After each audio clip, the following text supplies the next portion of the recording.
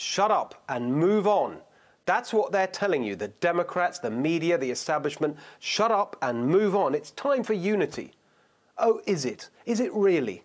I don't recall them shutting up and moving on after 2016. I don't remember much unity on their part these last 4 years. It's been the exact opposite. 4 years of non-stop hate, harassment and resistance. They didn't shut up. They screamed, literally.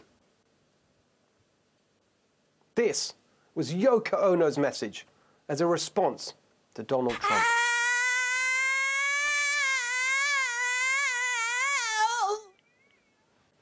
I'm sorry, you gotta laugh.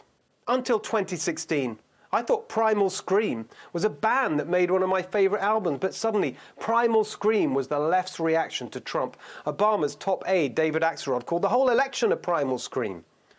In California, quote, students organized a primal scream in the quad at 2 a.m. Many students all over campus have been publicly sobbing in and out of class, and quite a few are dressed in all black. My Chinese class this morning was essentially a crying session.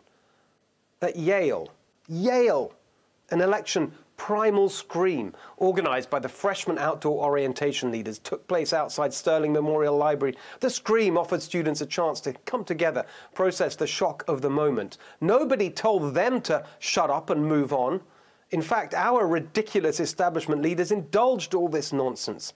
Stanford University cancelled classes and offered its students counselling sessions. Janet Napolitano, head of the University of California, sent out an official message reassuring those feeling understandable consternation. She was in charge of Homeland Security under Obama. No wonder our borders went to you-know-what. The media didn't smear and dismiss people protesting the 2016 results. They celebrated them. Remember the safety pins? Perhaps the most pathetic political protest of all time. In the wake of the election, many are wearing safety pins in silent protest. Look at this poor woman wearing her safety pin today and until people I know and love can feel safe again. Vain Hollywood celebrities were desperately doing it, of course, like Star Trek's Patrick Stewart. Not to be left out of the intergalactic virtue signaling. One of the writers of the Star Wars movie, Rogue One, joined in too. Star Wars against hate, he tweeted powerfully. Oh, for goodness sake. I don't think there are enough eye-roll emojis in the known universe to capture how utterly ridiculous that was.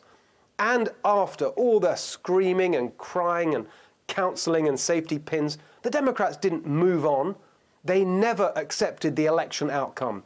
They backed recounts in battleground states. They boycotted the Trump inauguration. They plotted to impeach him from day one. They brazenly declared that Trump is not my president, not my president. Oh, but Hillary conceded, we're told. She did the decent thing. She upheld democratic norms. Really? How is this conceding?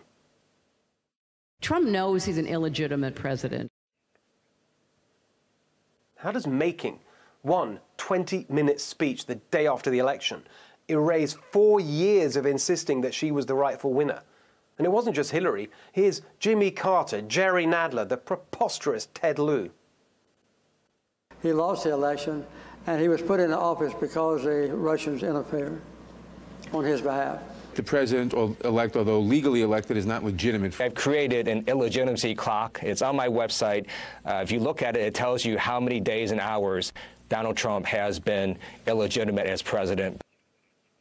Have you ever seen such shamelessness, telling you to shut up and move on days, weeks after the election, when they never moved on after 2016? Biden's shamelessness, demanding you accept his legitimacy when he never accepted President Trump's. This was Biden just last year. He is an illegitimate president in my mind. Folks, look, I absolutely agree. What planet are they on with their clueless calls for unity? They haven't got the first idea how angry half the country is with the way they behaved. Do they think we've forgotten this? And if you see anybody from that cabinet in a restaurant, in a department store, at a gasoline station, you get out and you create a crowd. And you push back on them. And you tell them they're not welcome. Not just the Democrats, but their stooges in the media, in Silicon Valley. Remember the video of the Google company meeting that was obtained by Breitbart? Founder Sergey Brin compared Trump supporters to fascists and communists. Google's top lawyer, Kent Walker, said Trump voters were motivated by fear, xenophobia, and hatred. He said Google should fight to ensure the populist movement is just a blip and a hiccup in history. Ominously, CEO Sundar Pichai pledged that Google would develop artificial intelligence tools against low information Trump voters. Unity. Now they want unity? No. They say that anyone questioning election irregularities is pushing conspiracy theories. Conspiracy theories from the people who told us that Trump created a secret internet server to communicate covertly with Russia, that Trump's campaign manager secretly visited Julian Assange 3 times in the Ecuadorian embassy in London and no one noticed. Lectures about conspiracy theories from the people who gave us the Steele dossier and 4 years of the Russia collusion hoax. They say that anyone trying to pressure the Electoral College is undermining the Constitution. Do they think we've forgotten that this is literally what they did in 2016? Here's the article in the Washington Post that started it. The Electoral College should choose Clinton, wrote top lefty lawyer Larry Lessig. MSNBC's Joy Reid agreed. So did her colleague, Chris Hayes. Lawrence Tribe agreed. Paul Krugman, Michael Moore, E.J. Dionne, Steven Pinker, the ladies on The View, on and on. A self-righteous parade of establishment boobies, one after another glomming on to the Electoral College gambit. But actual Democrats backed it too. Hillary's communications director, Hillary's campaign chairman, and this from a Democrat member of Congress, quote, "I do think the Electoral College should choose someone other than Donald Trump to be president." After all that, they want unity? Biden wants legitimacy? Everyone can see this election wasn't fair. Mass mail-in voting, voter rolls riddled with errors, weakened security, the scandal of ballot harvesting, all of it pushed by Democrats vandalizing our electoral system for partisan advantage. Of course that wasn't fair. And we haven't even mentioned China's meddling on behalf of Biden. The alliance of bias, almost the entire media viciously hostile to Trump, zero chance of a fair hearing. Big tech suppressing information that would have hurt their candidate. It's obvious that wasn't fair. And despite all this, Trump won more votes than any president running for re-election in history. More than Clinton, more than Bush, more than Reagan, more than snooty Obama, who's spending his book tour smearing Trump voters as racists and Latinos as homophobes. So when the establishment says, shut up and move on, the answer is no.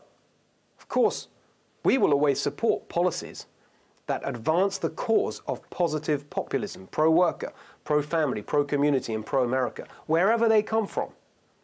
But when the establishment says it's time for unity, the answer is when you acknowledge that Trump was a legitimate president, when you admit that Russia collusion was a manufactured conspiracy, when you apologize for 4 years of hate and division, endlessly investigating and undermining President Trump, constantly insulting and demeaning the millions of Americans who voted for him, then we might consider it.